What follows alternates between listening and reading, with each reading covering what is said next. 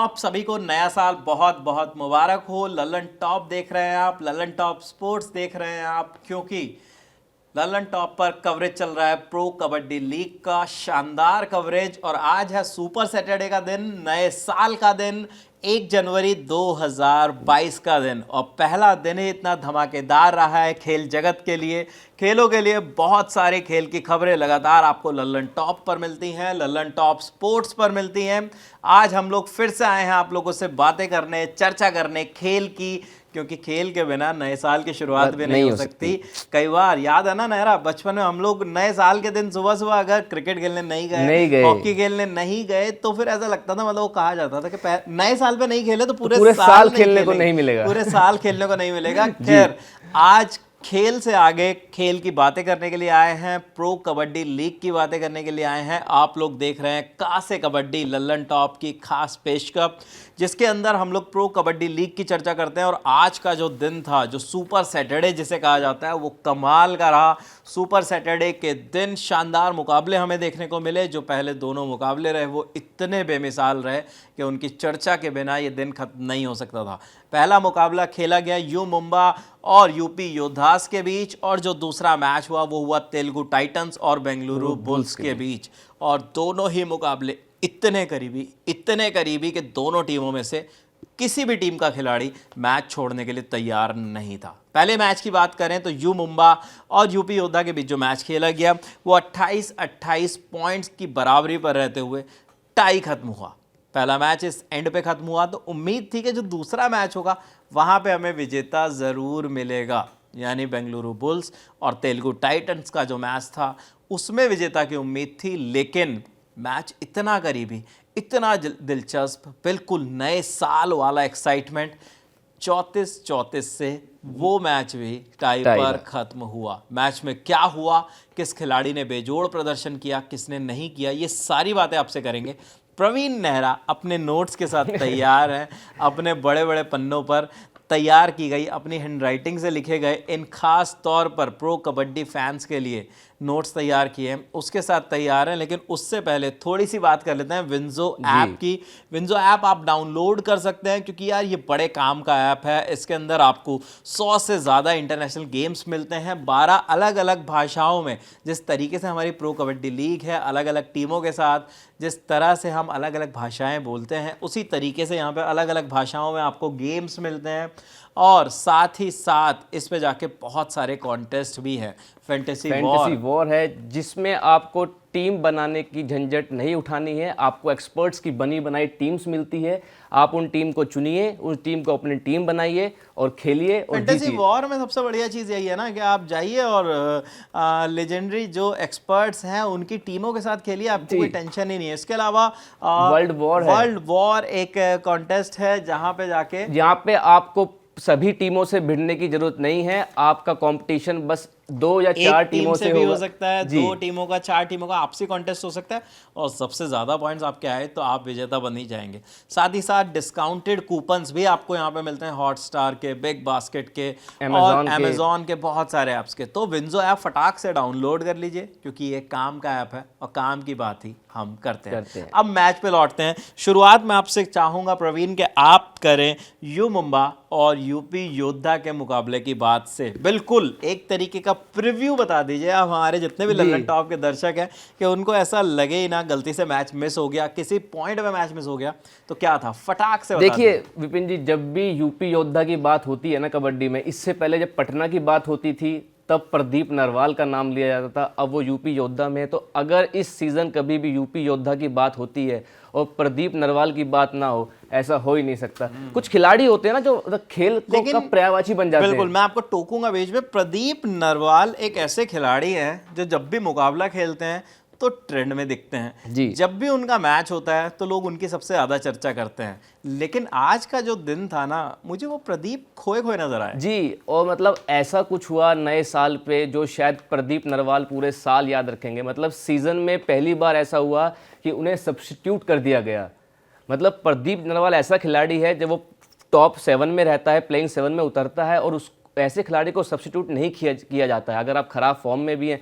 लेकिन मतलब अपने प्रदर्शन से इतना विपरीत खेले प्रदीप नरवाल आज कि उनके कोच ने उन्हें सब्स्टिट्यूट किया और लास्ट के मतलब 10 से 15 मिनट वो गेम में नजर ही नहीं आए। सिर्फ 4 पॉइंट इस मैच में वो ले पाए, मतलब फर्स्ट हाफ में ही उन्होंने वो 4 पॉइंट ले लिए थे, सेकंड हाफ में कोई भी पॉइंट प्रदीप नरवाल नहीं ले पाए। जो आज के मैच का सबसे हाईलाइट पॉइंट था यूपी योद्धा यू मुंबा का, वो यही था कि प्रदीप नरवाल फ्लॉप्स रहे आज। सुरिंदर गिल पे आप क्या कहना चाहेंगे, जिन्होंने आज एक ऐसा प्रदर्शन करके दिखाया कि उनकी टीम को वो मुकाबला जो टाइप तक पहुंचा उसमें सुरिंदर गिल का बड़ा योगदान है। यूपी योद्धा को अगर हार से बचाया है तो सुरेंद्र गिल ने बचाया, मतलब सेकंड। अब अगर आप देखें तो मतलब अपने चिन पे एक अच्छा खासा बैंडेज बंधा हुआ था, उन्हें चोट लगी थी मैच में, लेकिन बावजूद इसके वो सेकंड हाफ में उतरे और क्या वापसी कराई। 8 रेड पॉइंट्स उन्होंने इस मैच में लिए। और सुमित जी जिन्होंने 6 टैकल किए, सुमित के बारे में क्या कहेंगे? हाई फाइव लगा दिया है सुमित ने। यूपी योद्धा के अगर रेडर नहीं चले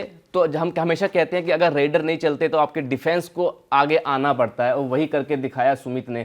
उन्हें पता था प्रदीप नरवाल नहीं चल रहे हैं, रेडिंग में पॉइंट्स नहीं आ रहे। देखिए सिर्फ 15 पॉइंट आए रेड में आज, उनके 28 पॉइंट्स में से सिर्फ 15 पॉइंट, और डिफेंस में आए 10 पॉइंट, जिसमें से 6 पॉइंट अकेले सुमित ने लिए, जिसमें अपना हाई फाइव लगाया। उनके अलावा आशुष सिंह ने 2 टैकल पॉइंट्स लिए, जिन्होंने उसका अच्छा साथ निभाया। प्रदीप नरवाल ने भी आपको 3 पॉइंट्स दिलाए रेड के अंदर, ये खास बात है।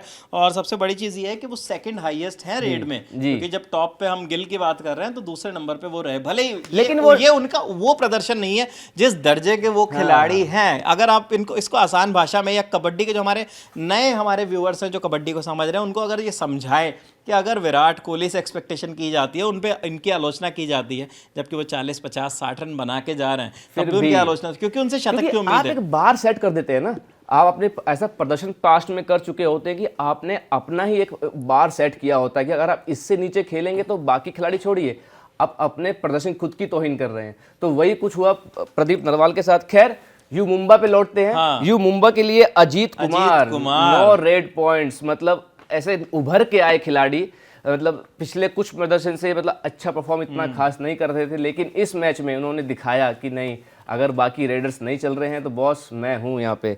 उनका साथ दिया अभिषेक सिंह ने, 4 पॉइंट्स निकाले और 2 रेड से, हाँ 2 रेड्स के पॉइंट वो खास तौर पे जोर देके बताइए। बिल्कुल हाँ 2 रेड्स से पॉइंट निकाले। इसके अलावा डिफेंस ने बहुत, देखिए आप जानते हैं फजल अतराचली मतलब इतने शानदार डिफेंडर है, हालांकि उस फॉर्म में नजर नहीं आ रहे हैं जिस फॉर्म के लिए वो जाने जाते हैं, लेकिन फिर भी एक वो डिफेंडर जब आपका कप्तान होता है ना तो आपका डिफेंस ऑटोमेटिकली मजबूत हो जाता है। अरे हमारा कप्तान डिफेंस कर रहा है तो पूरी टीम बढ़ के खेलती है, तो वही देखने को मिला। हरिंदर ने 2 टैकल पॉइंट्स निकाले, मोहसेन ने 2 निकाले, रिंकू 3 टैकल पॉइंट्स, बिल्कुल बहुत बेहतरीन प्रदर्शन। मतलब प्रदीप नरवाल को उन्होंने 2 बार आउट किया, मतलब प्रदीप नरवाल को जो मैच से बाहर रखने का श्रेय जाता है तो उसमें रिंकू का बहुत बड़ा हाथ है। मतलब 2 या 3 बार उन्होंने प्रदीप नरवाल को आउट किया और मैच से बाहर रखा, जिसकी बदौलत मैच टाई रहा। बिल्कुल। और अगर दूसरे मैच की तरफ हम बढ़ें, इस मैच से आगे तेलुगु टाइटंस और बेंगलुरु बुल्स का जो मुकाबला है, पहला नाम जो मेरे जहन में आ रहा है ना इस मैच को देखने के बाद, वो नाम है अंकित का। जी, अंकित बेनीवाल तेलुगु टाइटंस के खिलाड़ी, और तेलुगु टाइटंस की टीम के बारे में बता दें कि अब तक खाता नहीं खुला इस टीम का, लेकिन आज एक और हार हो सकती थी अगर इस टीम ने ऐसा दमदार खेल नहीं दिखाया होता। और मतलब अंकित बेनीवाल की आपने बात की, सीजन का अपना पहला सुपर 10 लगा चुके हैं। मतलब रेडिंग में हमने पिछला आप देखेंगे उठा के मैचेस, तो रेडिंग तेलुगु का डिफेंस भी खासकर नहीं चल रहा है, लेकिन रेडिंग भी नहीं चल रही है।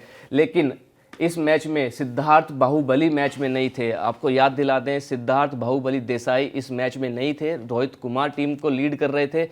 एक मतलब होता ना, सोचिए प्रदीप नरवाल टीम में नहीं है, उसके बिना आपकी टीम इस तरह प्रदर्शन कर देगा यूपी योद्धा की टीम, तो कुछ ऐसा ही देखने को मिला। क्योंकि हमने देखा था कि वो 18-19 रेड पॉइंट्स टीम के होते थे, अकेले 15-16 पॉइंट वो निकालते थे।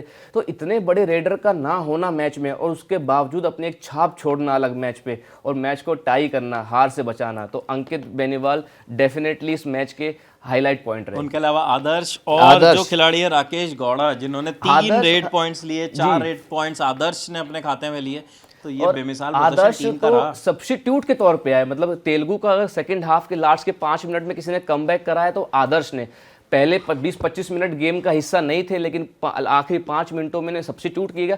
सब्स्टिट्यूट करते उन्होंने क्या किया, पहली रेड की 3 खिलाड़ी को आउट, अगली रेड 1 खिलाड़ी आउट। मतलब इतना बेहतरीन उनका इम्पैक्ट था इस मैच पे, सिर्फ 2 या 3 रेड की, उसी में 5 से 6 पॉइंट उन्होंने कमा के दिए। बिल्कुल, और वैसे ही कुछ कहानी बेंगलुरु बुल्स की भी दिख रही है प्रवीण मुझे, क्योंकि वहां पे अगर आप नजर दौड़ाएं तो चंद्रन रंजीत और पवन कुमार दोनों ही ऐसे खिलाड़ी हैं जिन्होंने 3-3 पॉइंट्स लिए रेड में। जी, और चंद्रन रंजीत का नाम पवन शेरावत से ऊपर है। तो आपको बता दें कि जिस तरह का मैच प्रदीप नरवाल के लिए पिछला रहा था यूपी योद्धा वाला, वैसा ही कुछ मैच पवन शेरावत के लिए भी रहा। मतलब साल की शुरुआत इतनी बेहतरीन तरीके से नहीं हुई है। 40 मिनट में से 25 मिनट कम से कम वो गेम से बाहर थे।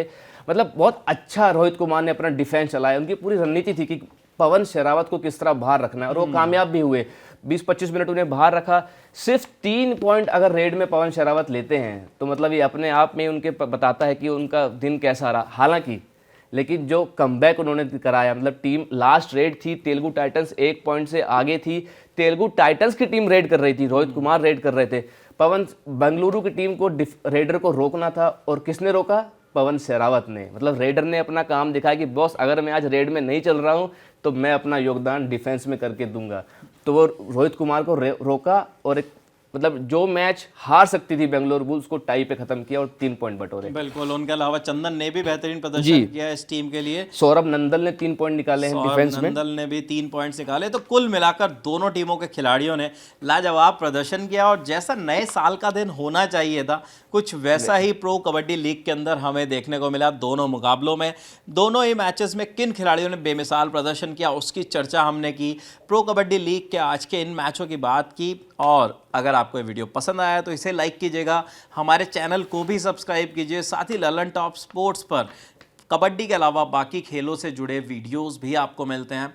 आप उस चैनल को भी सब्सक्राइब कर सकते हैं। हमें इंस्टाग्राम पर भी फॉलो कर सकते हैं ललन टॉप स्पोर्ट्स के नाम से, वहाँ पर भी हम लोग आ गए हैं। साथ ही साथ ट्विटर पर हम अवेलेबल हैं, जहाँ पर लगातार इंस्टेंट अपडेट्स मिलते हैं। फेसबुक पेज को भी आप हमारे लाइक कर सकते हैं ललन टॉप स्पोर्ट्स के नाम से। इसके साथ ही हमें दीजिए इजाज़त। कैमरे के पीछे हैं विजय, मैं हूँ विपिन, मेरे साथ हैं प्रवीण नेहरा। शुक्रिया।